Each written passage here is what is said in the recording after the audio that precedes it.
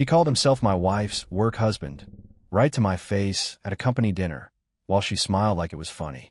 I said nothing. I just opened a folder. $43,000. Her signature. His account. By the time he figured out what was coming, it was already done. My name is Patrick Harlan.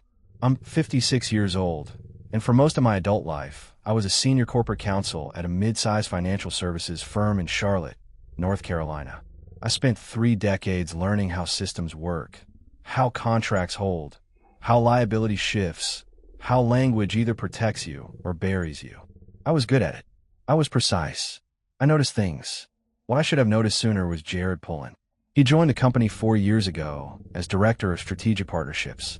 Mid-40s, loud handshake, the kind of guy who knew every barista's name and somehow made that seem like a professional skill.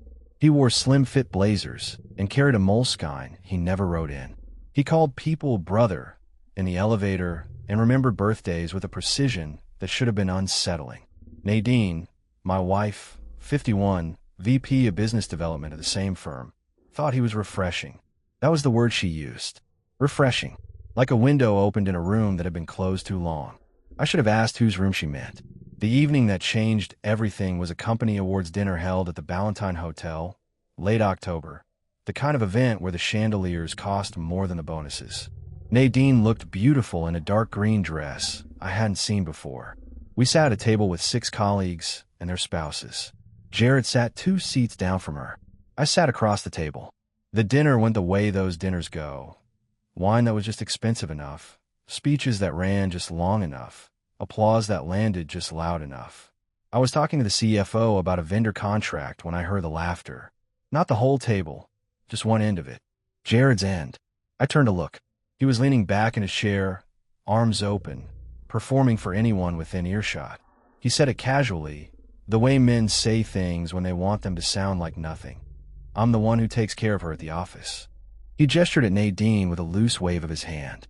Patrick's busy saving the company from itself. Somebody has to keep her grounded. 2 of the spouses chuckled. One of the junior directors smiled into his glass. Nadine didn't flinch. She tilted her head slightly and smiled. Not at me, not at the table. At him. The kind of smile that said, do it again, I don't mind. I set my fork down. Not dramatically. Just set it down, dabbed my mouth with a napkin, and looked at Jared the way I look at a contract clause I'm about to dismantle. Then I said it quietly, just loud enough for the table to hear. That's funny, Jared. Your CEO texted you, by the way. Came through while you were talking. He blinked. His hand moved to his phone before his brain caught up. The screen lit. He read something. I don't know what, and it didn't matter, because at that exact moment Donald Keefe, Executive VP of Operations, 59 years old and allergic to embarrassment, appeared behind Jared's chair like a weather system nobody had forecast.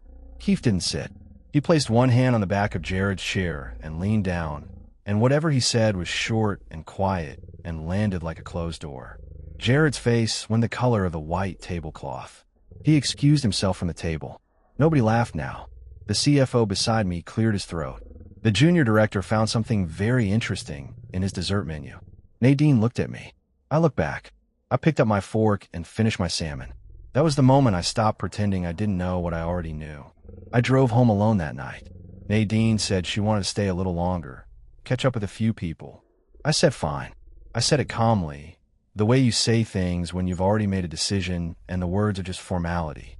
In the car, somewhere on I-485 with the city lights blurring past, I felt it, the low, steady pressure behind my ribs that my doctor had been mentioning for months. Elevated blood pressure, early arrhythmia, stress-related. He'd said, remove the source of tension from your life. Patrick. I nodded and meant nothing by it. That night, I finally understood what he meant. I didn't yell when I got home. Didn't pour myself a drink. Didn't pace the kitchen. I went to my study, pulled out a yellow legal pad, and at the top of the first page I wrote one line. What I know. What I can prove. What comes next? Then I started writing. I've spent my career reading documents other people hoped nobody would read carefully. Contracts buried in boilerplate. Liability clauses dressed up as standard language. The truth is almost always in the numbers. Not the big ones, not the headlines, but the small, unremarkable figures that nobody thinks to question because they're too boring to fake convincingly. That's where I started. The morning after the Valentine dinner, I woke up at 5:15, made coffee, and sat down at the desk in my study with 3 years of joint bank statements spread across the surface.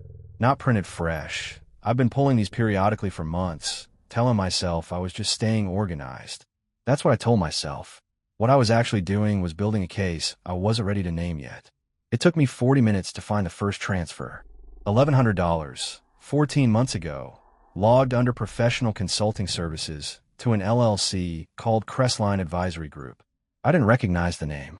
I cross-referenced it with the state business registry on my laptop. Crestline Advisory Group, registered 8 days before that first transfer. Single member, Jared Pullen. I sat very still for a moment. Then I kept going. Over 14 months, Nadine had moved $43,000 and change from our joint savings into that account. Never more than $3,000 in a single transfer. Always logged under language vague enough to pass a casual glance. Consulting, project support, vendor coordination. The kind of language someone uses when they know what they're hiding but want it to look like paperwork. I didn't slam the desk. Didn't knock the coffee over. I just reached for a fresh legal pad and started documenting, column by column, date by date, amount by amount. $43,000. Our money. His pocket. I picked up my phone and called Bernard Stroud.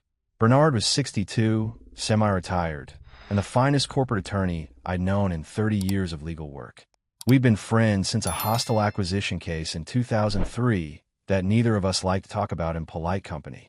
When I told him I needed a meeting, not a phone call, a meeting, that day, he said, "My place or somewhere quiet?" I said somewhere quiet. We met at a steakhouse near Dilworth that opened early for lunch. I slid the folder across the white linen tablecloth before the water glasses were filled. Bernard read without expression, turning pages with the steady patience of a man who had seen worse and wasn't impressed by worse. When he got to the third page, the bank transfer summary, he set it down and looked at me over his reading glasses. "She signed all of these?" he asked. "Her account access, her authorizations." I confirmed. He nodded slowly. "That's not just a marital asset dispute, Patrick.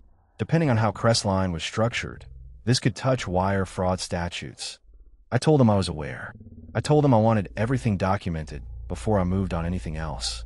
He tapped the folder twice and said he'd have his paralegal start a financial trace on Crestline by end of day. That afternoon, I did something I hadn't planned on doing quite yet. I called Paige. My daughter was 29, a director of data governance at a tech-adjacent consulting firm that had been contracted by our company for the past 2 years. She used her mother's maiden name professionally, Paige Renner, and most people at the firm had no idea she was my daughter. I kept it that way deliberately. I didn't want anyone suggesting she'd gotten anything through me. She hadn't. She was sharper than most people twice her age and worked twice as hard to prove it. She answered on the second ring. "I was wondering when you'd call," she said. Not surprised, just quiet. That stopped me. "What do you mean?" "I mean Jared Pullen presented to our team 3 weeks ago," she answered flatly. "His so-called consultancy. He pitched us as a potential data analytics partner. Dad, there were slides. He had a logo and everything. And the case studies he cited? I ran 2 of them. They don't exist." I absorbed that. Then I asked her to send me everything she had. "Already done," she replied. "Sent to your personal email an hour ago. I wasn't going to say anything until you came to me first." She'd been waiting. My 29-year-old daughter had been sitting on evidence, protecting it, waiting for me to be ready. I told her I was proud of her. She told me not to get sentimental. Before we hung up, she added one more thing. Quieter now, the professional composure slipping just slightly. "He presented to our whole team, Dad." When one of her junior analysts pushed back on his numbers, he shut her down in front of everyone, told her to stay in her lane. A pause. She quit 2 weeks later. I didn't respond right away. Just let that land. Then I said, "Keep your records clean and your name out of it for now. I'll tell you when." I ended the call, opened my personal laptop, and found Paige's email. 12 attachments. Pitch decks, metadata logs, registration filings, a screenshot of a wire transfer Pullen had used as a proof of revenue in his presentation, traced back, with a simple search, to our joint account. I printed everything, hole punched it, added it to Bernard's folder. The case was building itself. I just had to be patient enough not to touch it before it was finished. There's a particular kind of quiet that settles over a man when he stops reacting and starts planning. It isn't peace. Don't mistake it for that. It's the quiet of someone who has finally decided what he's building and has started laying the foundation one careful brick at a time. Paige came to the house on a Tuesday evening, uninvited but not unexpected. She let herself in through the side door with the key she'd had since college and found me in the study exactly where she knew she'd find me, at the desk, folders spread, legal pad covered in my handwriting. She looked at the spread and didn't say a word, just set a paper bag of Thai food on the corner of the desk and pulled up the chair across from me. We ate in silence for a few minutes. Then she said, "How bad is it?" "Bad enough," I told her, "but manageable. That's the difference between bad and finished." She nodded like she'd expected exactly that answer. Then she opened her own bag and pulled out a thin manila folder. She laid it flat on the desk between us like a card on a poker table. "3 of the case studies Pullen used in his pitch to our team," she said. "I traced every company he cited. 2 are shell entities, registered in Nevada, no employees, no revenue, no web presence beyond a landing page that went live the same month he filed Crestline. The 3rd company exists, but the partnership he claimed never happened. I contacted their legal department directly, through a vendor inquiry, so there was no flag. They'd never heard of him." I picked up the folder, read through it slowly. The documentation was clean, sourced, annotated. Better than some paralegals I'd worked with. "You did this quietly?" I asked. "I did it invisibly," she replied, and there was no pride in her voice, just precision. She got that from me, and I wasn't too humble to notice. I told her what I'd found in the bank statements. Not all of it, just the shape. 43,000, 14 months, her mother's authorizations. I watched her face as I said it. She didn't flinch outwardly, but something in her jaw shifted.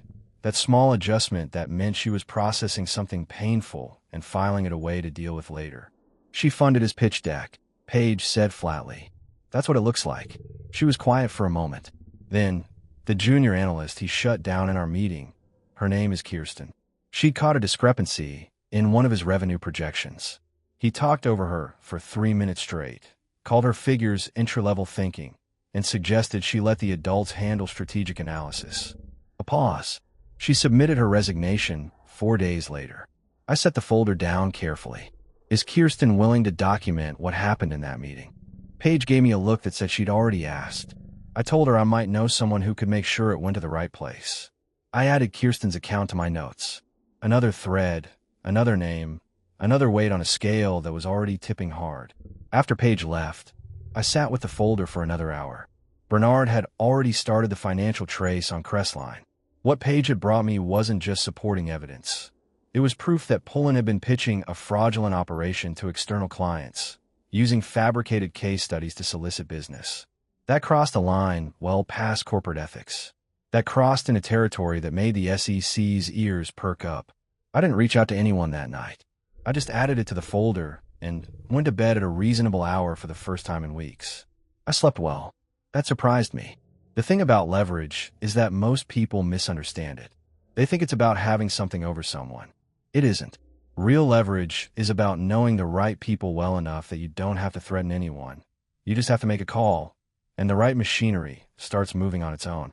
I made 3 calls the next morning, all before 8:30, all from my personal cell, all while standing in the kitchen with a coffee I'd let go cold. The first was to a man named Howard Briggs, retired Army intelligence, now running a cybersecurity audit practice for 4 mid-sized financial firms. Howard and I had overlapped on a vendor fraud case 7 years back, where he'd pulled metadata from a compromised internal server and handed us enough to void a $40 million contract. He was methodical, discreet, and had a genuine enthusiasm for tracking digital patterns that bordered on recreational. "I need time-stamped access logs," I told him. "Internal messaging platform. Specific user, specific date range. And I need the metadata on a set of voice message files from a personal cloud archive." Howard asked one question. "Legally obtained?" "Every piece," I said. "Give me 48 hours," he answered, and I could hear him already moving to his keyboard. The second call was to Donald Keefe. Donald and I went back further than most people knew. We'd served together briefly, 2 years in the JAG Corps in the late 80s, overlapping for one deployment before our paths diverged. We didn't advertise it. Donald had gone into operations. I'd gone into corporate law. And somewhere along the way, we'd both landed at the same firm without ever making much of the history between us. But it was there. The kind of history that means a man picks up when you call on a Wednesday morning and doesn't ask why before he says hello. "I need to talk to you about Pullen," I said, once we'd exchanged the brief courtesies. A pause. Not surprise, consideration. "I've been watching some things," Donald replied carefully. "I know. I have a folder that'll explain what you've been watching and why." I kept my voice level. "I'm not asking you to do anything, Donald. I'm asking you to be ready to receive documentation through the appropriate compliance channel. What you do with it is your call." Another pause. Longer this time. "Then, bring it through Bernard Stroud's office. Keep your name off the cover sheet." "Already planned," I said. The third call was the one that required the most care.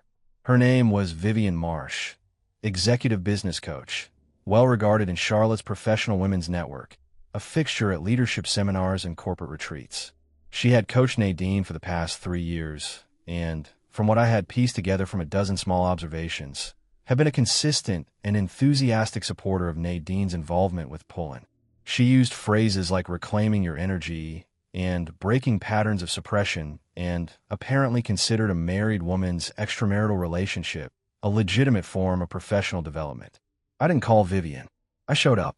Her office was in a converted Victorian on Providence Road, all exposed brick and motivational typography on the walls. Her assistant told me I didn't have an appointment. I said I was aware, and that I'd only need 5 minutes, and that I was Mrs. Harlan's husband. She came out her office with a professional smile that didn't quite reach her eyes. I didn't sit. I simply removed from my jacket pocket a single folded page, a copy of the HR document Nadine had signed in 2019, acknowledging a previous workplace relationship and its consequences, and placed it on the reception desk between us. "I thought," I said quietly, "that before you continue advising my wife on the subject of personal liberation, you might want to know this isn't her first time navigating these consequences." I let her look at the document for a moment. "Whatever she's told you about our marriage, there's a documented chapter she left out. I'd factor that into your next session." Vivian's smile didn't disappear. It just changed quality entirely. I thanked her for her time and left. That evening, Bernard called to tell me the Crestline financial trace was complete and that 2 of the transfer patterns appeared to constitute a structured series specifically designed to stay below federal reporting thresholds. That was no longer a marital matter. That was a federal one. I updated the legal pad. The folder was nearly an inch thick now, and I hadn't confronted Nadine, hadn't changed my behavior at home, hadn't given either of them the slightest indication that anything had shifted. From the outside, I was still just the quiet husband finishing his salmon. There's a particular satisfaction in watching someone reach for something they're certain is there and find nothing. Not cruelty. I want to be clear about that. Satisfaction. The clean, quiet kind that comes from knowing that the ground shifted because you moved it, and not a single person in the room watched you do it. I'd been planning the financial piece for 11 days. Bernard had confirmed through his forensic contact that Crestline Advisory Group had no legitimate revenue beyond what Nadine had transferred. No clients, no deliverables, no contracts. Just a registered LLC, a bank account, and $43,000 of our money flowing into it in careful, threshold-conscious increments. The forensic accountant used the phrase structuring pattern in his written summary, which is a technical way of saying someone knew exactly what they were doing and did it anyway. I filed that summary in the back pocket of the folder I'd prepared for Bernard. Then I made 4 calls to the right institutions and quietly restructured everything I was legally entitled to restructure before Nadine had any reason to check. The joint savings account, closed. The shared credit line, suspended pending account review. The backup Visa tied to our household account, flagged to the fraud department for unusual activity, which triggered an automatic freeze while the bank conducted its standard review. All of it clean, all of it documented, all of it entirely within my rights as a co-account holder, initiating a separation of marital assets. I chose a Friday for the lunch.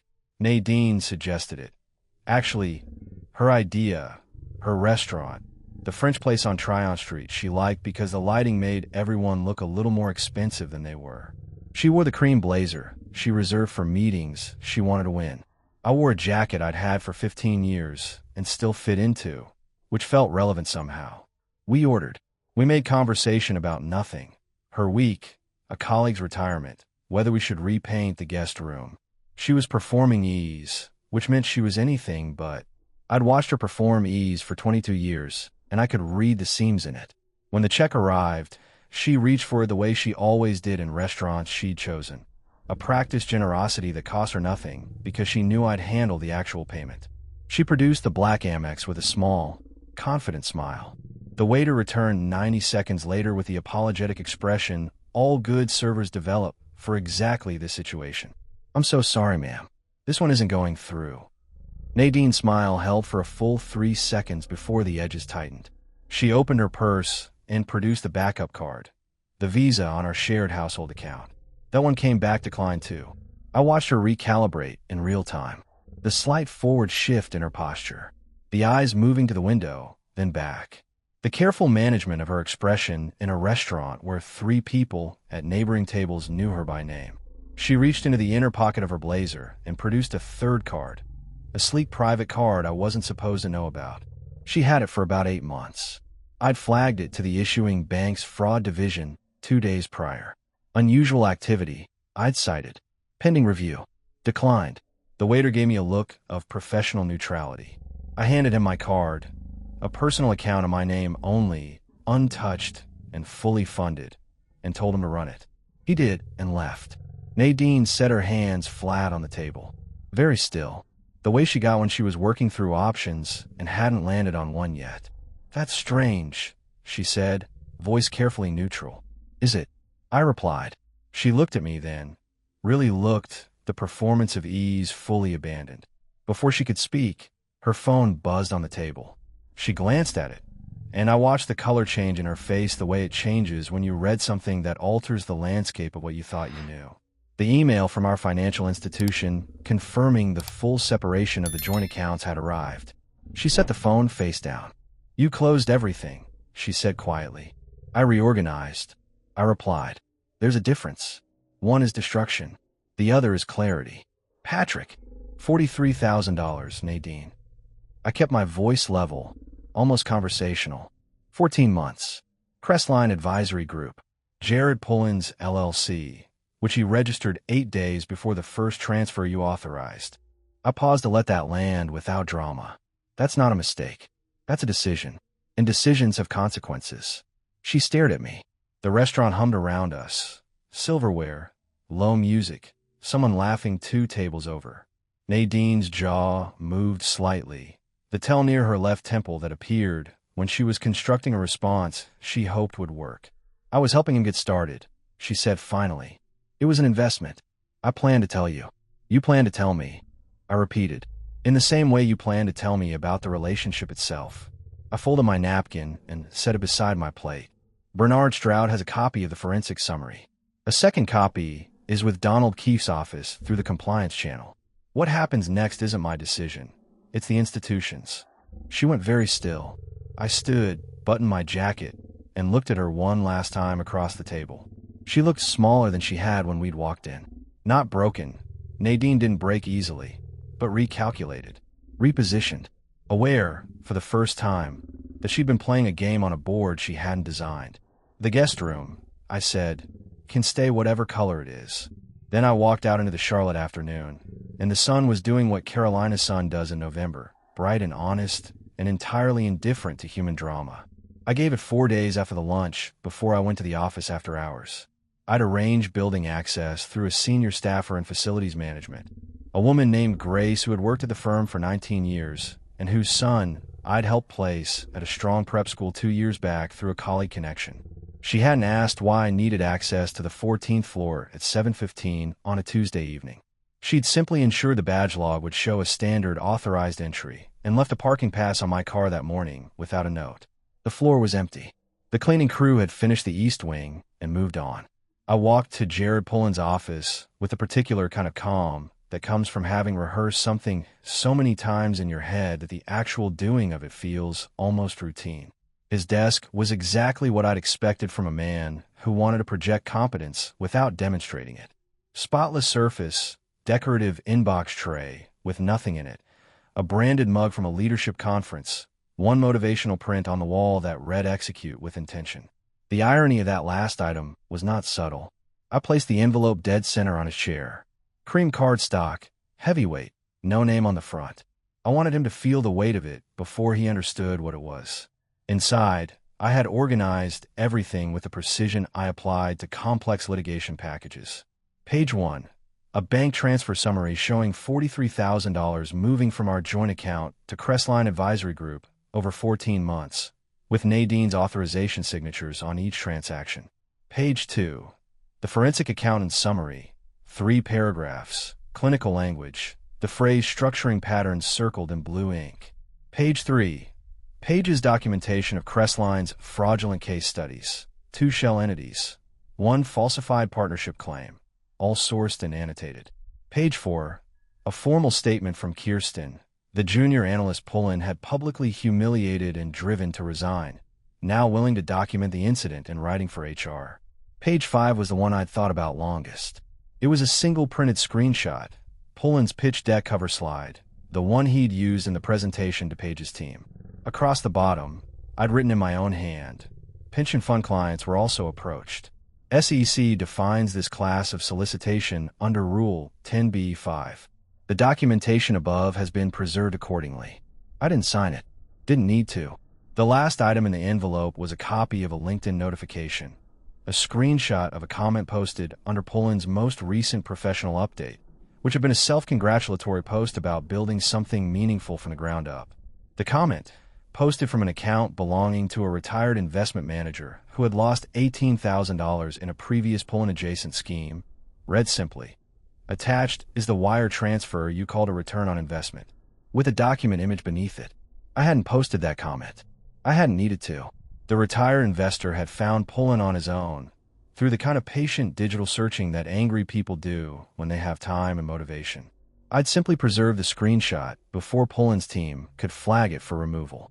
By the time I was back in my car, the envelope was on his chair, the floor was empty, and the badge log showed nothing unusual. Howard Briggs had delivered the metadata that afternoon. Time-stamped access logs from the internal messaging platform showing Pullen and Nadine's communication patterns, including 17 instances of after-hours message exchanges from the office system that fell outside normal work parameters.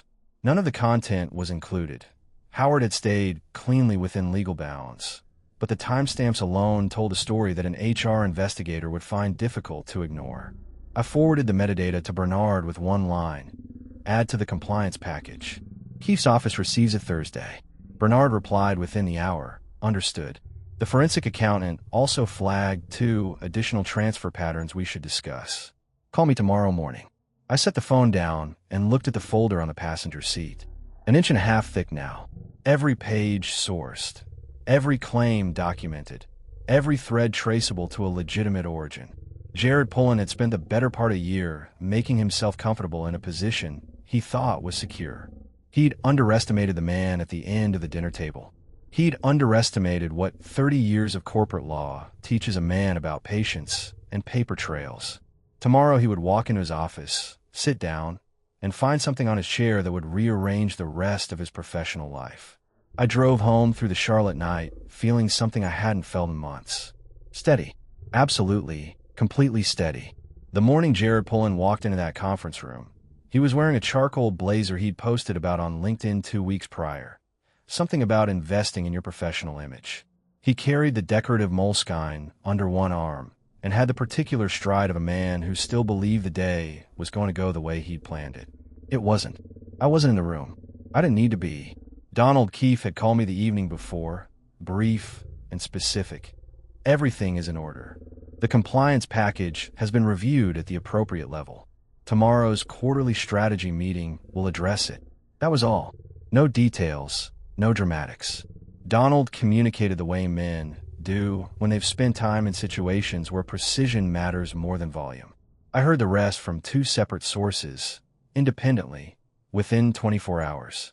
The conference room was full, 6 directors, the head of vendor relations, 2 operations leads, and a representative from the firm's internal ethics office who had been quietly added to the attendee list that morning without explanation. Jared had prepared a growth strategy presentation. 40 slides, branded templates, the kind of deck built to impress people who don't look too closely at the underlying data. He made it through 11 slides before Donald Keefe raised one hand. No words, just a hand. The room went quiet the way rooms do when the most senior person in them signals that something has shifted. Donald reached into the leather portfolio beside him and removed an envelope. Cream card stock, no label, the same weight and texture as the one I'd left on Jared's chair 2 days prior. He placed it at the center of the table and looked at Jared with the flat patience of a man who had already decided the outcome of this conversation. Before we continue, Donald said evenly, "You'll want to review what's in front of you." Jared picked it up, opened it, and I was told, by 2 people who were in that room, that the change in his face happened gradually, then all at once, the way a structure under load doesn't fail until it does. The professional composure, the rehearsed confidence, the easy smirk he'd carried into every room for 4 years. All of it left him in stages as he turned the pages. By the time he reached the forensic summary with the phrase, structuring patterns circled in blue, his hands had stopped moving. He just held the paper and stared at it. I think there's been a misunderstanding," he started. Donald cut him off with a single word, "Don't." Just that. Don't. The kind of word that doesn't leave room for anything after it. The ethics representative asked Jared to step outside with her. He went without argument, without the moleskine, without a word to anyone in the room. The director beside him didn't look up. The operations lead found something pressing on his laptop screen. His access badge was restricted to standard floors by end of day. His quarterly review was postponed indefinitely. A note appeared in his HR file. Not an accusation, not a termination, just a designation, subject to ongoing internal review. In corporate language, that's the equivalent of a clock starting. I found out about his LinkedIn post, the one about empires and discipline, through Paige, who sent me a screenshot with a single line of text beneath it. 47 comments. None of them are friendly. She'd added nothing else. She didn't need to. That evening I sat in my study and did something I hadn't done in a long time. I called my doctor and made the appointment I'd been postponing. Elevated blood pressure, early arrhythmia, a body carrying weight it hadn't been designed to carry alone. I sat in the examination room 3 days later while Dr. Callahan checked my pulse and asked the same question he'd been asking for 8 months. "Have you addressed the primary stressor?" I thought about the conference room, about Jared's face over those pages, about the envelope, the folder, the calls, the quiet machinery of consequence moving exactly as I designed it. "Working on it," I told him. "Almost done." He gave me a look that said he'd believe it when my blood pressure confirmed it. I told him to give me 30 days. Nadine called 3 times the week after the restaurant lunch. I let the first 2 go to voicemail. The third time, I picked up, not because I was ready to talk, but because I'd learned that avoiding a conversation entirely sometimes lets the other person believe the silence means something it doesn't. I didn't want her misreading my quiet for weakness. She wanted to meet somewhere neutral. I suggested the house. Our house, technically still shared, because I knew the advantage of familiar ground and understood that she expected me to choose somewhere public, where she could manage her composure behind ambient noise and the social contract of a restaurant. I didn't give her that. She arrived at 7 in the evening, dressed carefully, composed. She'd rehearsed. I could tell.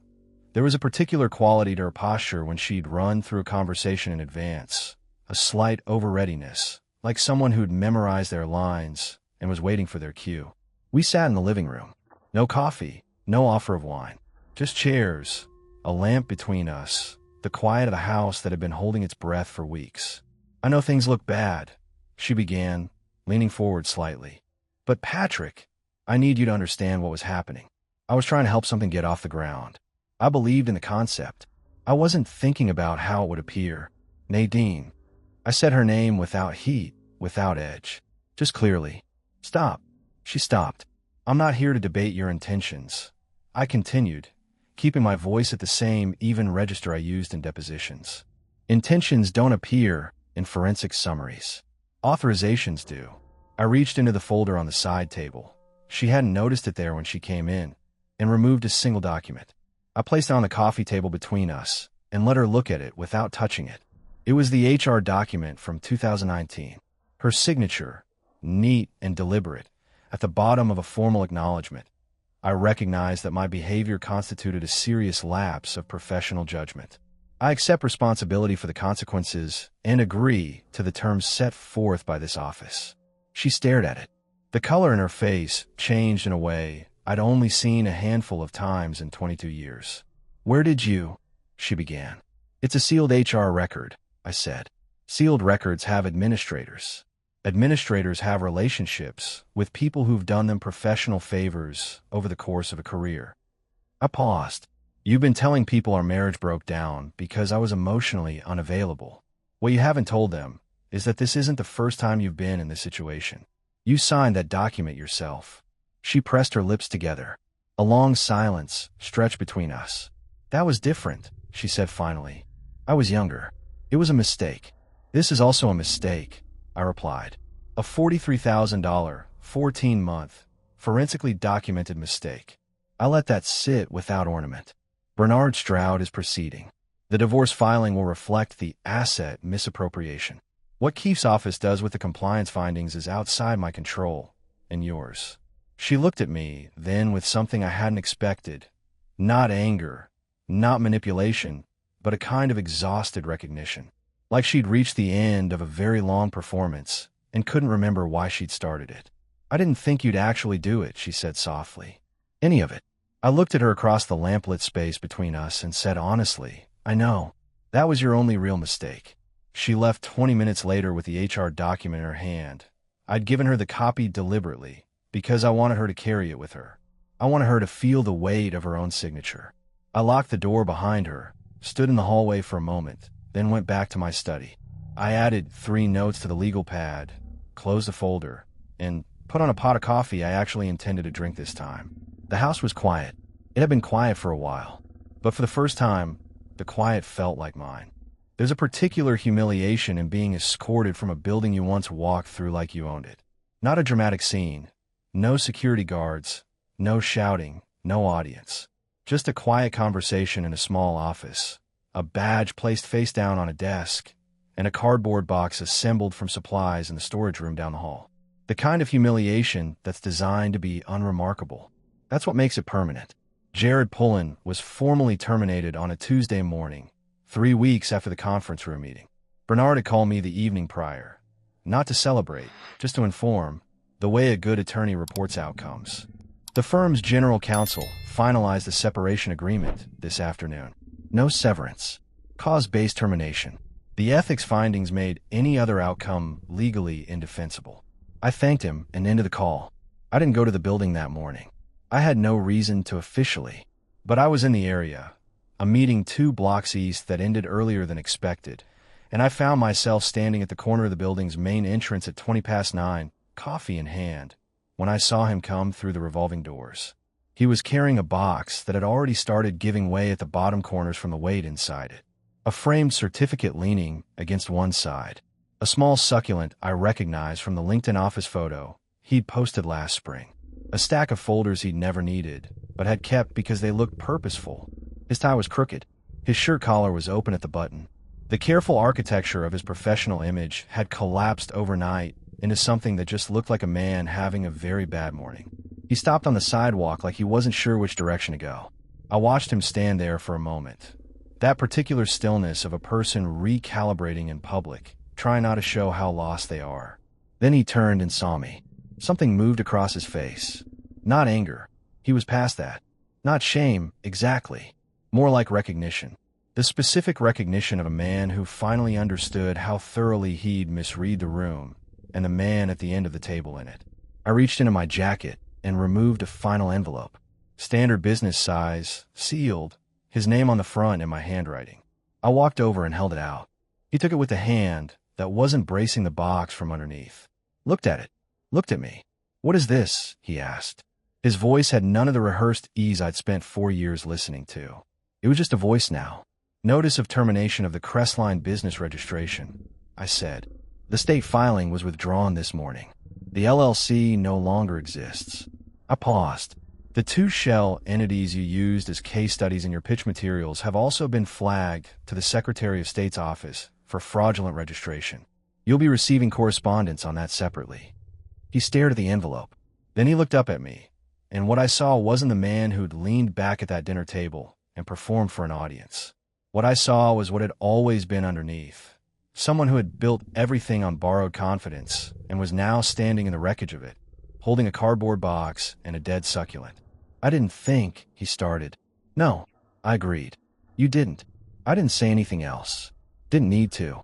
I turned and walked back toward the corner, leaving him on the sidewalk with the envelope and the box and the specific, irreversible knowledge that the quiet man he'd dismissed across a dinner table had been the last person in the room he should have underestimated.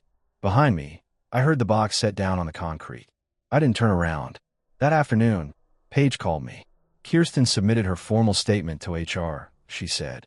"Documented account of the meeting incident. They've added it to the termination file." A pause, then quieter. She said she didn't know anyone was going to use it. She said thank you. I told Paige to pass along that she was welcome, and that she should consider reaching out to Kirsten professionally when the time felt right. "Some people," I said, "are worth knowing when they're on their way up rather than waiting until they've arrived." Paige was quiet for a moment. Then, "You've been thinking about this for a long time, haven't you? Not just pulling. All of it." "Long enough," I said. "Are you okay, Dad?" The same question she'd asked me once before, weeks ago, and I deflected it. This time I didn't. "Better than I've been in a while," I told her. "Give me a little more time, and I'll be honest about it." She laughed. Small, genuine, the laugh she'd had since she was 7 years old. It was the best sound I'd heard in months. 14 months after the Valentine dinner, I stood on the porch of a house I'd built with my own hands, and a contractor named Dale who didn't ask questions and charged fair rates and showed up every day. It wasn't raining, and half the days it was. The house sat on 11 acres in the Brushy Mountains, 40 minutes northwest of Statesville. I'd purchased the land quietly 7 years ago through a property trust. A decision I'd made one Saturday morning when I was tired of concrete and ambient noise and had simply driven until the noise stopped. I hadn't told anyone about it. Not Nadine, not colleagues, not anyone. Some decisions are private not because they're secrets, but because they belong entirely to you, and the act of announcing them to the world changes their nature. The house was modest by the standards I'd lived by for 20 years. 3 bedrooms, a wide covered porch, a study with south-facing windows that would get good light year-round. I'd overseen every detail of the build during the divorce proceedings, driving up on weekends while attorneys exchanged documents and institutions processed findings, and Jared Pullen's name moved through regulatory channels the way a stone moves through deep water, slowly, inevitably, toward the bottom. The divorce had been finalized 8 months prior. The asset settlement reflected what Bernard had documented. The marital estate was divided with the full weight of the financial misappropriation factored in, which meant Nadine's portion was considerably smaller than she'd anticipated when she'd first retained her attorney. Her counsel had argued. Bernard had produced documentation. The judge had read it carefully and ruled accordingly. Crestline Advisory Group had been dissolved. 2 state fraud referrals were pending. The SEC had opened a preliminary inquiry into the pension fund solicitations, which meant Jared's name was now attached to a federal process that would follow him in every professional context for years, regardless of outcome. The firm had promoted Donald Keefe to Chief Operating Officer 4 months after the conference room meeting. He'd call me personally to share the news, which was more than protocol required. I congratulated him and asked about his knee, which he'd been managing since a parachuting incident in 1987. He said it was fine. I said I was glad. Paige had been offered a senior director position at her firm, which she'd accepted with the same quiet efficiency she brought to everything. She came up to the mountain house twice during the build, once to see the framing, once to see the finished kitchen, and both times she stood in the space with her hands in her jacket pockets and looked around with an expression I recognized as the one she used when she approved of something but wasn't going to make speech about it. The second visit, she brought a plant, a small, hardy fern in a clay pot that she set on the kitchen windowsill and said would survive anything. I thanked her for it. She told me not to get sentimental. On this particular November morning, I was sitting in the wooden chair I'd positioned at the corner of the porch where you could see both the tree line to the east and the open field to the west. The air was cold enough to see your breath, but the sun was doing what mountain sun does in the late fall, cutting clean and low through the trees and warming everything it touched. A thermos of coffee sat on the rail beside me. An open legal pad rested on my knee, though I hadn't written anything on it yet. My doctor had called the previous week with updated readings. Blood pressure, normal. Resting heart rate, normal. He'd said, "Whatever you did, keep doing it." I'd said I intended to. From somewhere on the property, in the stand of oaks at the east edge of the field, a dog moved through the dry leaves, nose down, fully absorbed in whatever investigation had captured his attention. Chester was 4 years old, a mixed breed I'd adopted from shelter in Mooresville 6 months ago on an afternoon when I'd driven past the sign twice, stopped on the third pass, and walked out 40 minutes later with a dog who had looked at me with a frank assessment of someone who had been waiting and was relieved to be done with it. He found something in the leaves, sniffed it with great ceremony, and then abandoned it with equal ceremony and trotted back toward the porch, tail moving with the satisfied rhythm of an animal who has no unfinished business. He settled at my feet and put his head down. I looked out the field, the tree line, the sky that went on longer up here than it ever seemed to in the city. I thought about 30 years of rooms and deals and documents, and the particular silence of a man who has finally built something that belongs only to him. Some men spend their whole lives waiting for a moment of complete clarity. I'd found mine on 11 acres in the Brushy Mountains, on a porch I'd helped nail together board by board, with a thermos of good coffee and a dog who asked nothing of me except that I keep showing up. That I could do. That was something I was very good at. I was one signature away from handing her everything, until I froze in the hallway and heard her laughing about it with him. She'd been running her plan for 8 months while I sat across from her at dinner every night. Every word, she said, just bought her a front row seat to her own downfall. My name is Stephen Langley. I'm 47 years old. I co-own an environmental consulting firm based out of Charlotte, North Carolina, the kind of company that advises industrial clients on regulatory compliance, land remediation, waste management contracts. We built it over 12 years from a 2-person operation in a rented office above a dry cleaner to a staff of 19 and contracts with 4 state agencies. I'm proud of that. I earned it. I've been married to Pamela for 14 years. She's 42, sharp, good-looking in the way that photographs well, and for most of our marriage I would have called her my partner in every sense of the word. She handled the household finances, managed our investment accounts, and sat across from me at more dinner tables than I can count while I talked through business decisions she always seemed genuinely interested in. I thought we were solid. I thought we built something that held weight. Looking back now, I can see the warning signs I chose to walk past. The long stretches of silence that didn't feel like peace. The way she'd look at her phone and set it face down before I could ask who texted. The evenings she started spending at networking events for a professional women's group she joined 18 months ago. I told myself those were the signs of a woman staying active, staying engaged. I told myself a lot of things. If I could go back and change one decision, it would be this. I would have paid attention sooner. Not out of suspicion, but out of the basic respect a man owes himself. The kind that says you deserve to know what's happening in your own house. But I didn't. And so we arrived at that Thursday morning in October. The divorce had been my idea. We'd had a rough year, distant, cold, more like roommates than spouses. I'd suggested counseling twice. She declined twice. So I did what I thought was the mature thing. I consulted a lawyer, Carolyn Drake, who had the kind of quiet, measured confidence that made you feel like the situation was already under control. We drafted the paperwork. I signed my copy. The plan was to hand-deliver the documents to Carolyn's office that afternoon and let the process begin. I was dressed and ready by 9. Suit jacket on the chair, briefcase by the door, signed documents in a manila envelope tucked inside. I went back down the hall for my travel mug.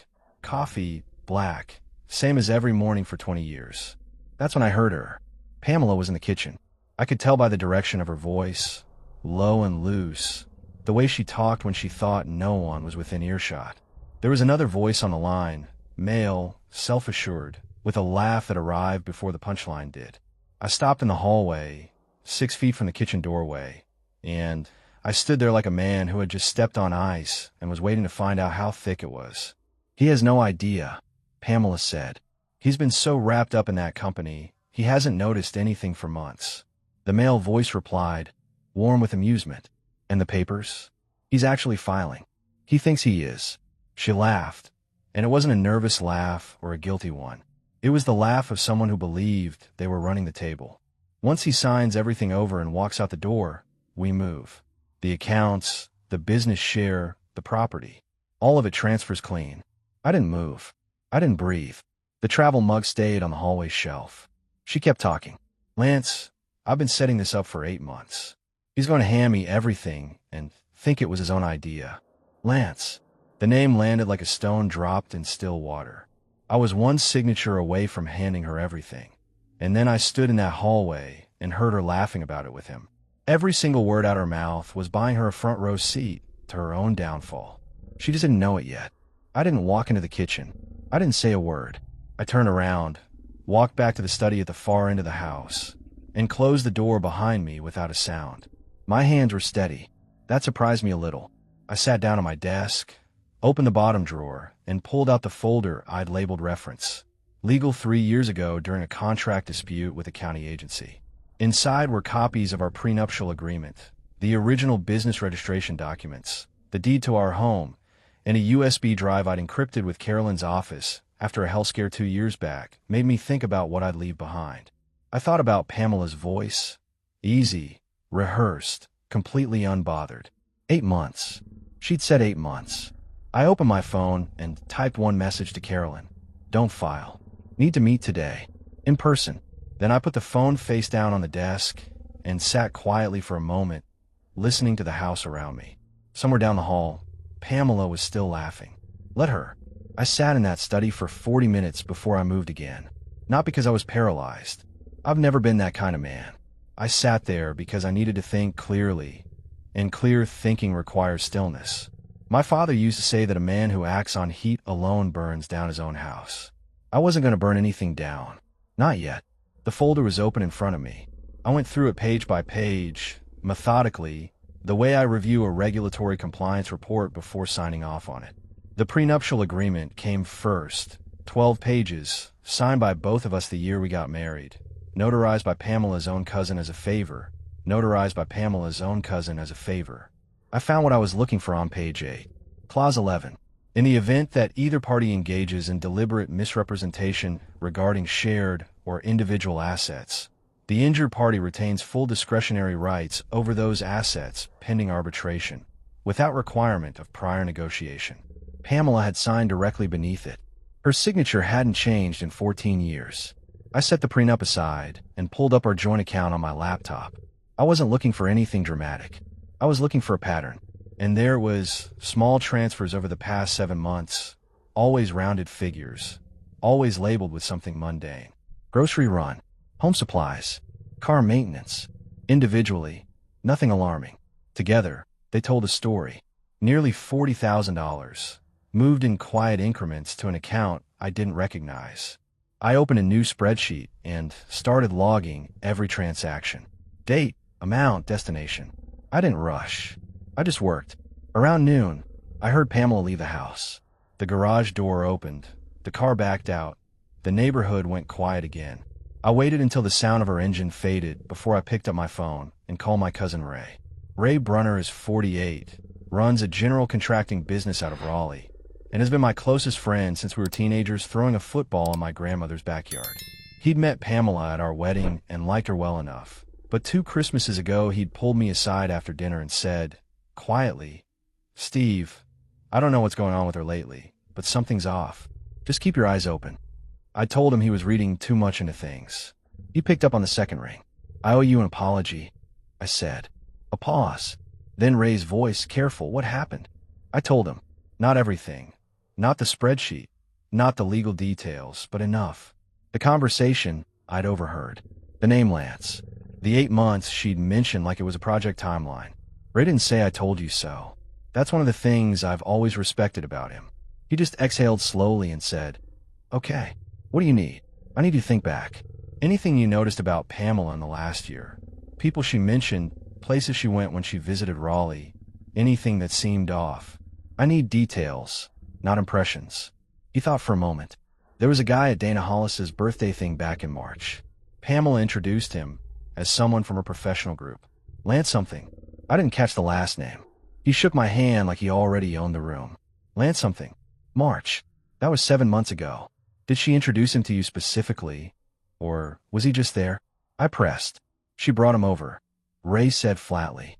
Steered him right to our group. At the time I figured he was just a contact. But the way she watched him when he talked. Steve, I noticed it. I just didn't think it was my place to say anything. I wrote the name down.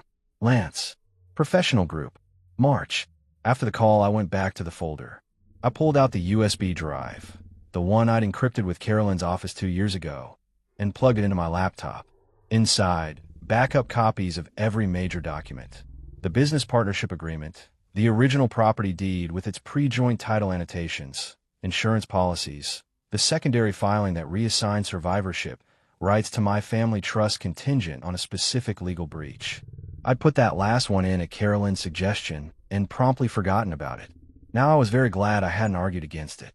I printed 12 pages and organized them into a new folder. Then I sent Carolyn a second message, bringing documents. This afternoon if possible. It's not what we thought. She replied in under 3 minutes. I have at 2 o'clock. Come then. I closed the laptop, straightened the desk, and walked to the kitchen for the coffee I'd never made that morning. Standing at the counter, I looked out the window at the backyard. The oak tree we'd planted the first spring we lived here, the stone patio I'd laid myself over a long Labor Day weekend. I'd built this life with both hands. She'd been quietly dismantling it for 8 months, and she'd smiled at me across the dinner table every single night while she did it. I poured the coffee and drank it standing up. Then I picked up my briefcase and went to see Carolyn. Carolyn Drake's office was on the 14th floor of a building downtown that smelled like old carpet and serious money. She'd been practicing family and business law for over 20 years, and the way she moved through a case, steady, unhurried, precise, was exactly what I needed that afternoon. I laid everything on her conference table. The prenup, the spreadsheet, the USB drive contents, printed and organized. The note I'd made about Lance from Ray's call. She read without interrupting, which I appreciated. Lawyers who talk while they read make me nervous. When she finished, she folded her hands on the table and looked at me directly. How long have you known? Since this morning, I said. She nodded slowly. Then we're ahead of her. That matters more than you think. Carolyn walked me through the legal framework with the kind of clarity that turned a complicated situation into something manageable. Clause 11 of the prenup was solid. She drafted it herself, and it had been reviewed by Pamela's own attorney before signing. The asset transfers I'd flagged were potentially recoverable if we could establish intent. The business ownership structure, she reminded me, had a licensing clause that made any transfer of intellectual property or client contracts impossible without my direct authorization and original signatory verification. Pamela didn't know about that clause. I'd buried it in the original partnership agreement years before we even discussed marriage. She can't take the firm, Carolyn said simply. Not a contract, not a client, not a trademark. It's legally insulated. What about the house? Carolyn allowed herself a small, precise smile. You added her to the deed for tax purposes 9 years ago. But the original survivorship filing assigns full reversion to your family trust in the event of demonstrated intent to defraud. The language is triggered by what you overheard. She tapped the prenup. Combined with Clause 11, she walks away with what she came in with. I sat with that for a moment. I want to know who Lance is, I said. Full name, background, his connection to her, and whether there's a legal exposure. I'll have someone on it by tomorrow morning, Carolyn replied, already making notes. I drove home feeling something I hadn't expected. Not relief, not anger, but focus. The sharp, clean kind that comes when a complicated problem finally shows you its edges. Pamela was in the kitchen when I walked in, making dinner like it was any other Thursday. She looked up and gave me the kind of smile that used to mean something. How was the meeting? She asked. Productive, I said, setting my briefcase down. Lot to work through, but we're making progress. She turned back to the stove. You seem tired. Long day. I poured myself a glass of water and leaned against the counter, watching her move around the kitchen with that practiced ease. 8 months. She'd been carrying this for 8 months and hadn't dropped it once. I gave her nothing to read in my face. Nothing at all. 2 days later, Carolyn called with a name. Lance Salinger, 43, formerly a senior account manager at a regional investment advisory firm until a compliance violation ended his tenure 18 months ago. Since then, a newly formed LLC, Salinger Venture Group, registered 3 months ago in North Carolina with one listed contact for business correspondence. Pamela's email address. She hadn't even used a separate account. He's not just a boyfriend, I said. No, Carolyn confirmed. He's her exit vehicle. They're planning to run assets through his LLC and establish him as a managing partner in a consultancy built on your firm's client base and contracts. She paused, which, as we've established, they cannot legally do. I thanked her, ended the call, and sat at my desk for a long moment. Then I called Ray. I need a favor, I told him. Nothing complicated. I just need you to be available if I need a witness to something in the next few weeks. Ray didn't hesitate for even half a second. Name the time and place, he said. I've got you, Steve. That was the only answer I needed. The call came on a Wednesday afternoon while I was reviewing a soil remediation proposal for a county contract. Unknown number. I almost let go to voicemail. Something made me answer. The voice was male, unhurried, with the particular confidence of a man who believes he's already holding the better hand. Mr. Langley, I think we should talk like adults before this gets messy. I leaned back in my chair and kept my voice completely neutral. Who is this?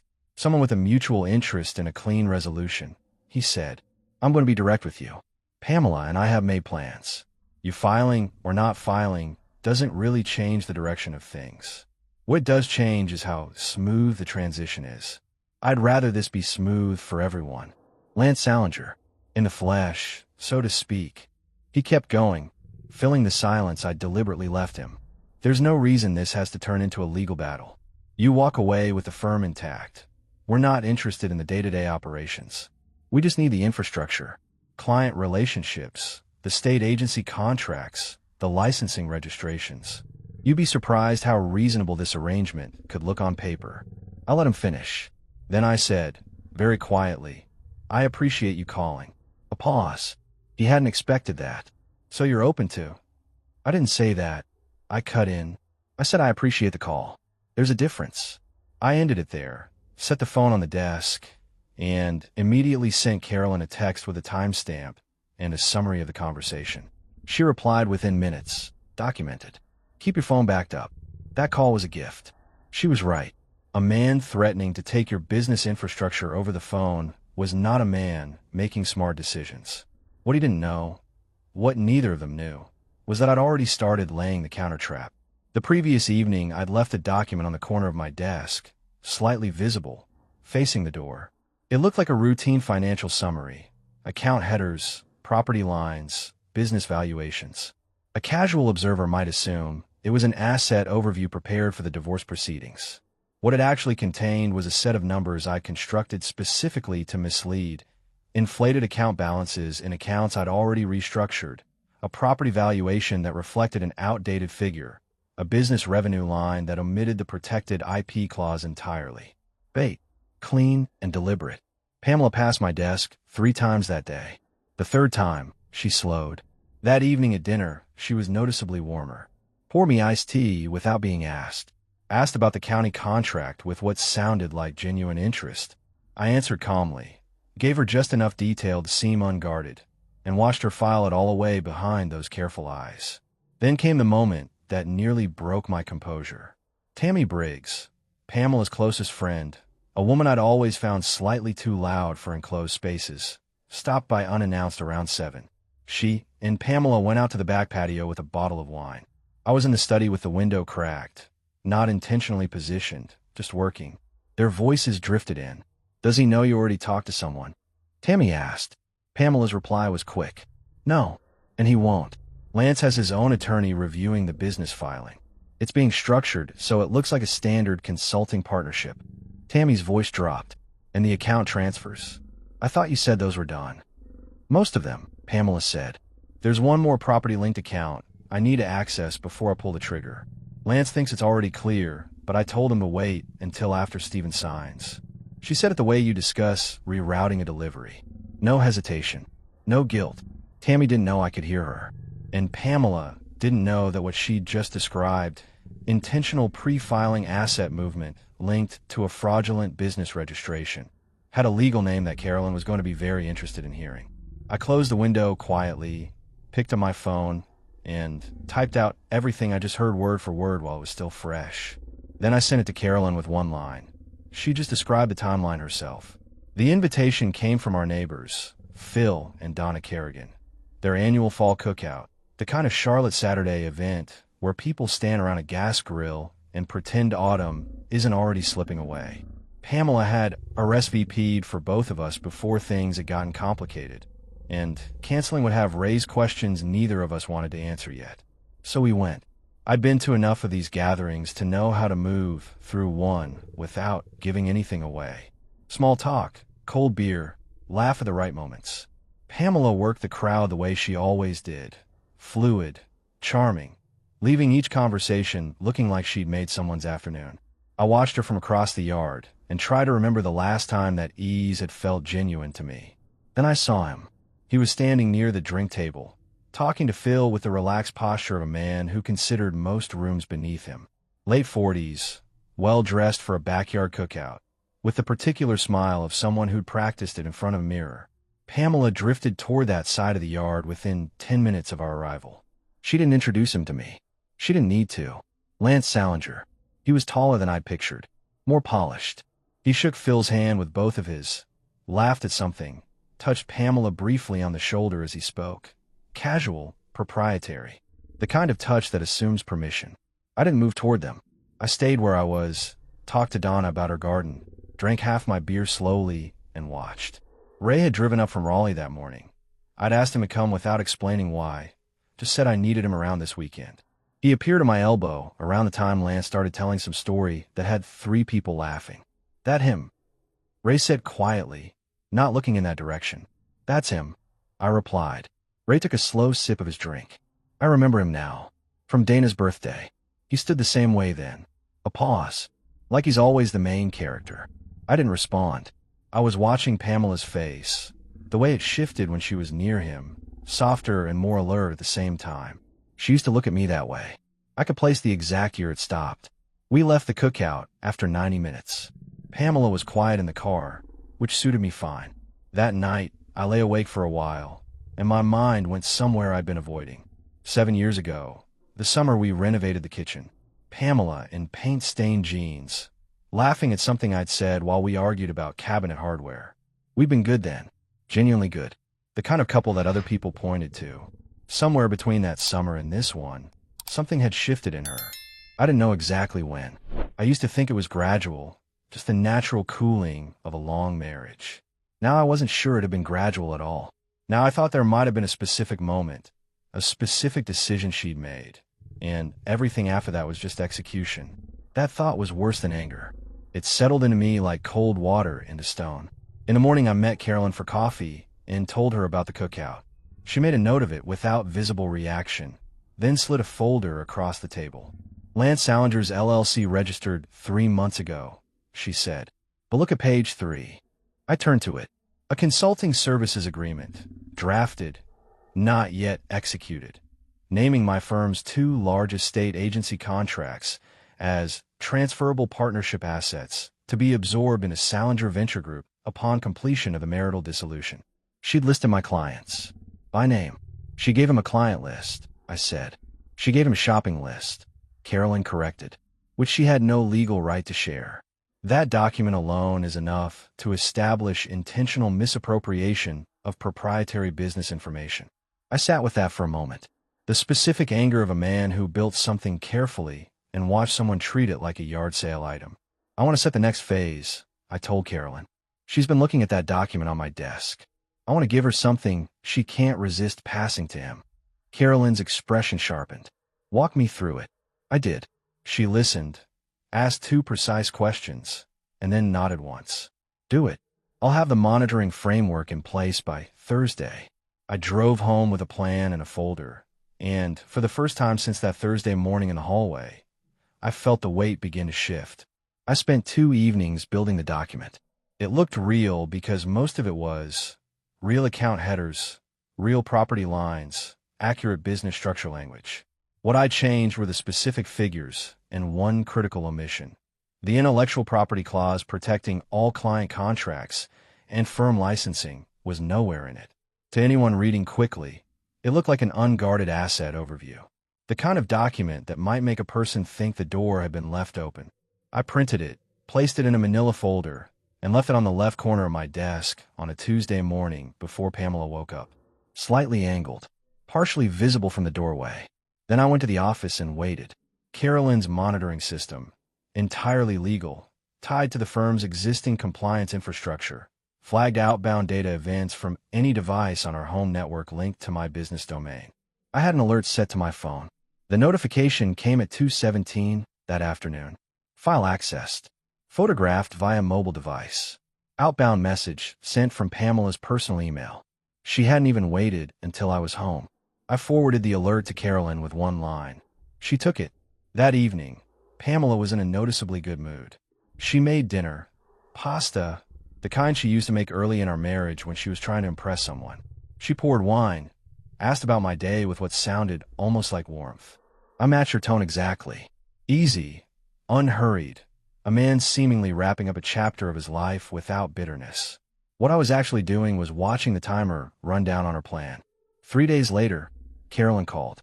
Lance Salinger just filed a preliminary partnership registration using your business entity number, she said. He used the figures from the document you left. The unprotected version. She paused.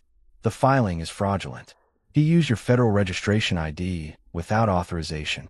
That's wire fraud, Stephen. She caught herself. Professional calm restored. The metadata on the submission traces back to a device registered to Pamela. Photograph from your home. Transmitted from her email, filed by him. The chain was complete. I asked Carolyn to secure a certified copy of the fraudulent filing and add it to the evidence archive. She'd already done it. One more thing, she added. Our forensic contact traced the financial transfers you flagged. The $40,000 she moved, it's sitting in Salinger Venture Group's operating account. She didn't just give him a client list. She seeded his business with your marital assets. I thanked her, ended the call, and sat at my office desk for a long moment. Then I called Ray. How's your schedule next week? I asked. Wide open for you. Ray answered without hesitation. Good. I'm going to need you in Charlotte. Things are about to move. That night, I slept 7 hours straight. The first full night of sleep I'd had in 3 weeks. Not because everything was resolved.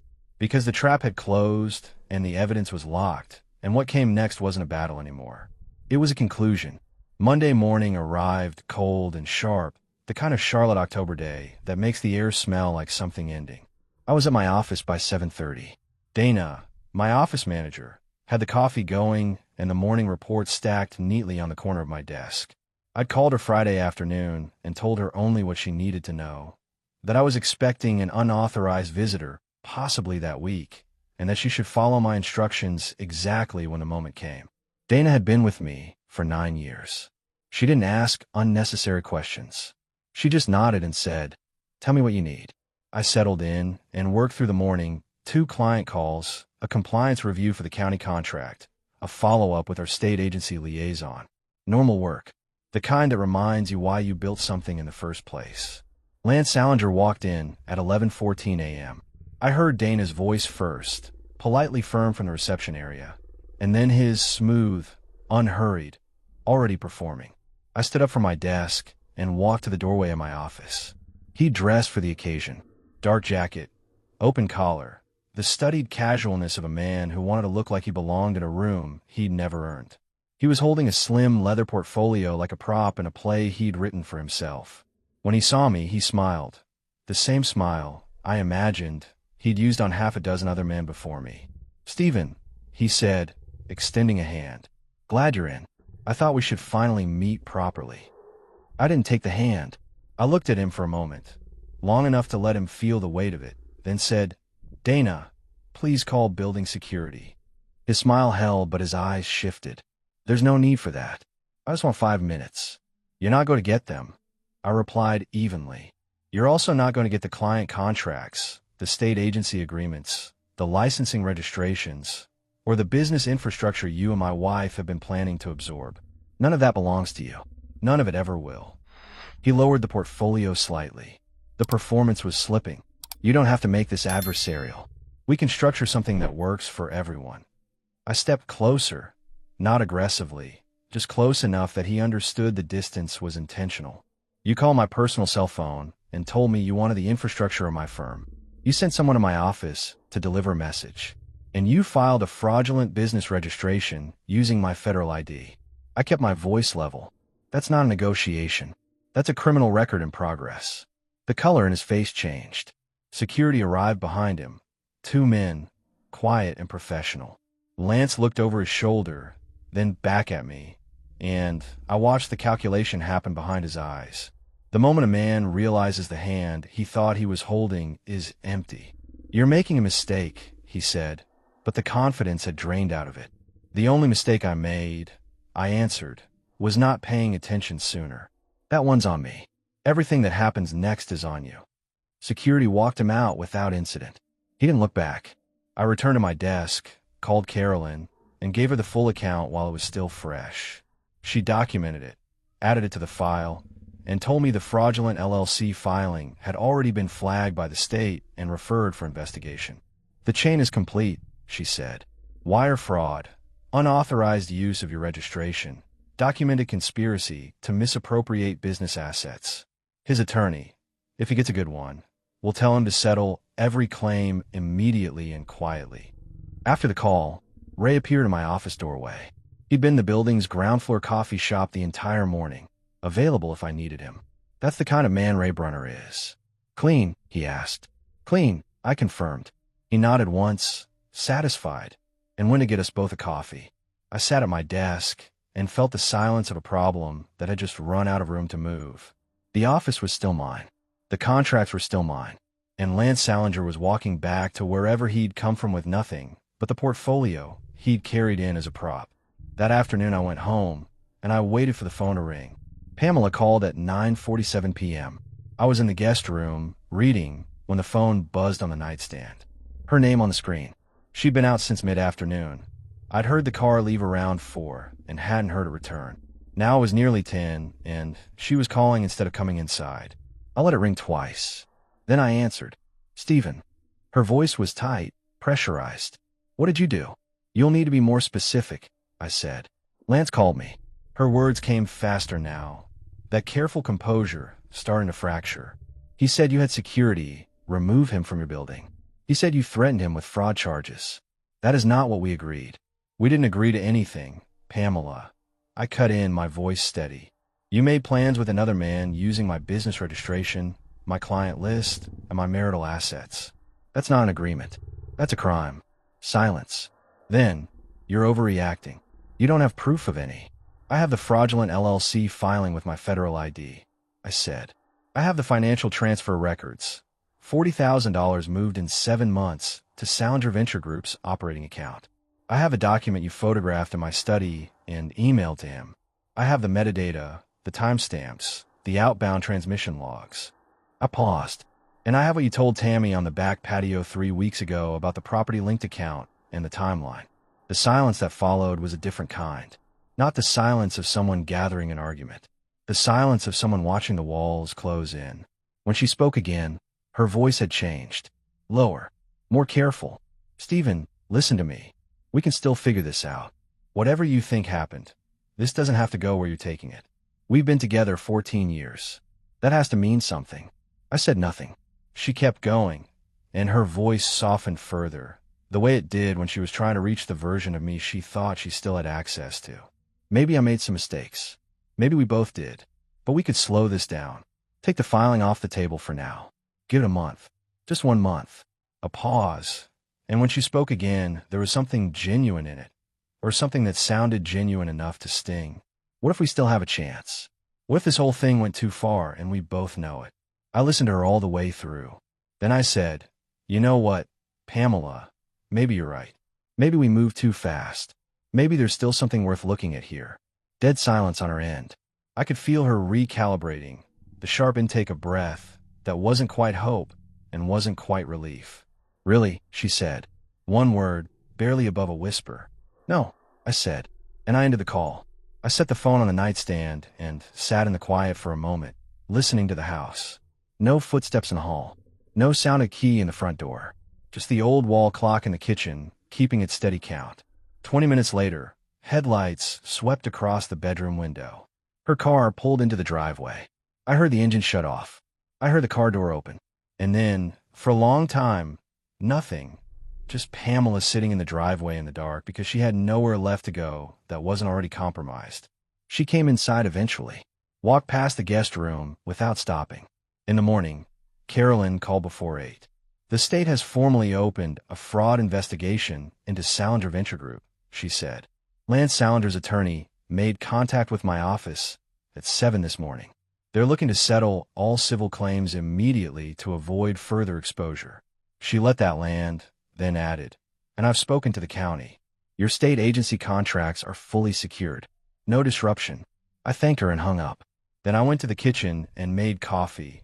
Black, same as every morning, and stood at the window looking out the backyard. The oak tree we planted together. The stone patio I'd laid over a Labor Day weekend 14 years ago, one flat stone at a time. I'd built this life with both hands. She tried to take it apart with a borrowed plan and a man who turned out to be nothing more than a well-dressed liability. The county contract email was waiting in my inbox when I sat down at the desk. Approved. Renewed for 3 years. I read it twice. Then I got to work. The morning Carolyn scheduled the confrontation meeting, I drove to the office first. Not because I had urgent work. I just needed the familiar weight of the place around me before the day got complicated. I walked the floors, checked in with the county liaison about the contract renewal, reviewed 2 compliance reports. Normal work. The anchor kind. At 11 I drove to Carolyn's office. Ray was already in the parking garage when I pulled in. He'd driven up from Raleigh the night before and stayed at a hotel downtown.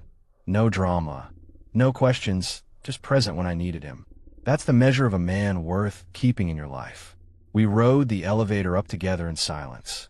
Pamela was already in the conference room when we arrived, seated to the left of her attorney, a man named Gerald Putnam who'd been in family law for 30 years and had the look of someone who'd seen every version of this conversation. He was reviewing documents when we walked in. When he saw the size of Carolyn's binder, his hand slowed. Pamela looked up. She was dressed carefully, composed on the surface, the way she always was in rooms where appearances mattered.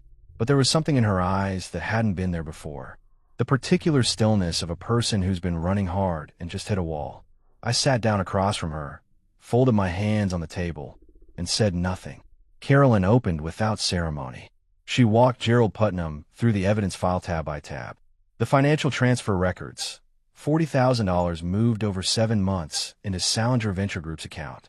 The fraudulent LLC filing using my federal registration ID, traced by metadata to Pamela's device, sent from her personal email, submitted by Lance Salinger. The preliminary partnership agreement naming my firm's 2 largest state agency contracts as transferable assets. The conversation documented from the back patio, Tammy Briggs present, Pamela's own words describing the timeline and the property-linked account she intended to access before the divorce filing. Then Clause 11 of the prenuptial agreement. Carolyn read it aloud, slowly and clearly. Gerald Putnam stopped taking notes about halfway through. Pamela's attorney leaned toward her and said something quiet. She shook her head slightly. He leaned in again. This time she went still. When Carolyn finished, Putnam looked up. His expression had the resigned quality of a man recalibrating in real time. My client would like to discuss a negotiated resolution, he said. There isn't one, Carolyn replied simply. Clause 11 is unambiguous. The documented breach voids all marital asset claims. The fraud investigation into Salinger Venture Group is already open with the state. My client isn't here to negotiate. He's here to close. Pamela looked at me then, directly, for the first time since we'd sat down. I held her gaze without flinching, without anger, without satisfaction. Just steady. She opened her mouth, closed it. Then, quietly, she said, I didn't think you'd actually do this. I know, I said. That was your first mistake. Her jaw tightened. 14 years, Stephen. You're really going to sit there and... You sat across from me at dinner for 8 months. I cut in, my voice level but firm, while you moved money out of our joint accounts and planned to hand my business to another man. You want to talk about 14 years? I'll listen. But those 8 months exist inside those 14, and you don't get to pretend they don't. She looked away. Gerald Putnam placed a hand briefly on the table, a signal, not a touch, and she went quiet. The signing took 20 minutes. Pamela's hand moved slowly on the final page, but moved. When she set the pen down, she didn't look up.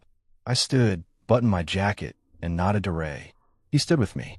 As we walked out, I heard Gerald Putnam's voice behind us, low and measured, talking to Carolyn about the remaining filings.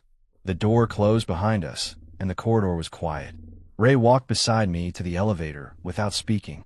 When the doors opened and we stepped inside, he finally said, "You okay?" "Yeah," I told him. "I'm okay." He nodded. "Good. Then let's go get lunch. You look like you haven't eaten a real meal in a month." I almost laughed. It was the most Ray thing he'd ever said, and it was exactly what I needed to hear. The movers came on a Saturday morning, 3 weeks after the signing. Pamela had arranged everything herself. 2 men with a flatbed truck, efficient and quiet, working through the list she'd provided. Clothes, books, the framed artwork that had never really matched anything, but that she'd always insisted on keeping. I stood in the front doorway and watched them work without interfering. She stayed in her car the entire time, parked at the curb, engine off, window cracked. I didn't approach. She didn't get out. When the truck pulled away, she started the engine and sat for another moment. Then she drove off without looking back. I watched her taillights disappear around the corner at the end of the block and felt something settle in my chest. Not relief exactly, more like the quiet that follows a long storm. I went inside and walked through the rooms. The house felt different, not empty, just clarified, the way a workspace feels after you've cleared out everything that didn't belong there. On the kitchen counter was a sealed envelope with my name on it. Her handwriting, the old version, the careful, deliberate letters she used before everything turned sharp. Inside, a check, dated and signed, for the exact amount of money she'd transferred into Salinger Venture Group over 7 months. No note explaining it, just the number, precise to the dollar, like an acknowledgement she couldn't bring herself to put into words. Beneath it, a single page printed from her email. A message she'd sent Lance Salinger 4 months ago.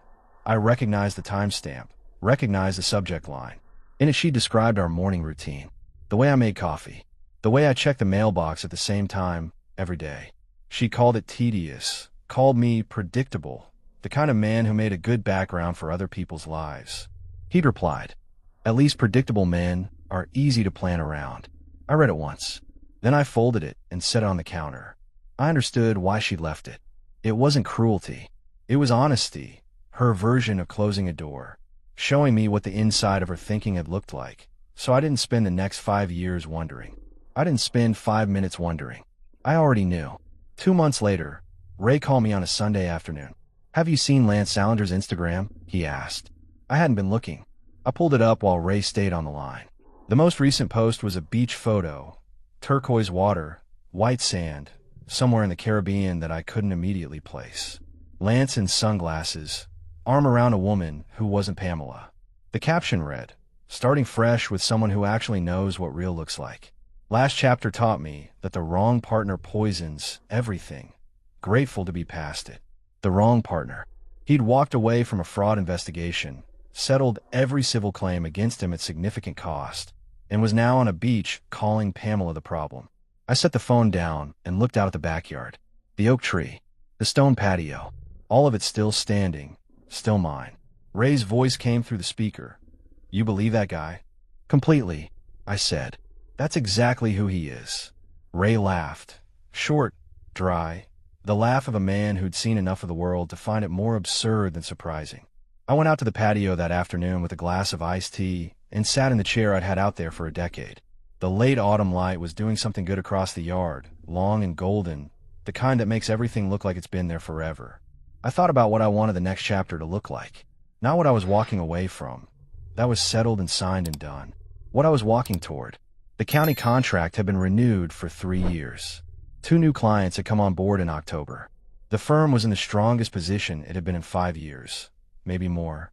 I had work that mattered, a cousin who drove up from Raleigh when I needed him, and an attorney who'd navigated the whole thing like a surgeon who actually liked her work. The house was quiet in the best way now. The clock on the kitchen wall still ticked the same as always. The oak tree in the backyard didn't care about any of what had happened. I finished the iced tea, went inside, and started making dinner. Not for anyone else, just for me. And That was exactly how it was supposed to be right now.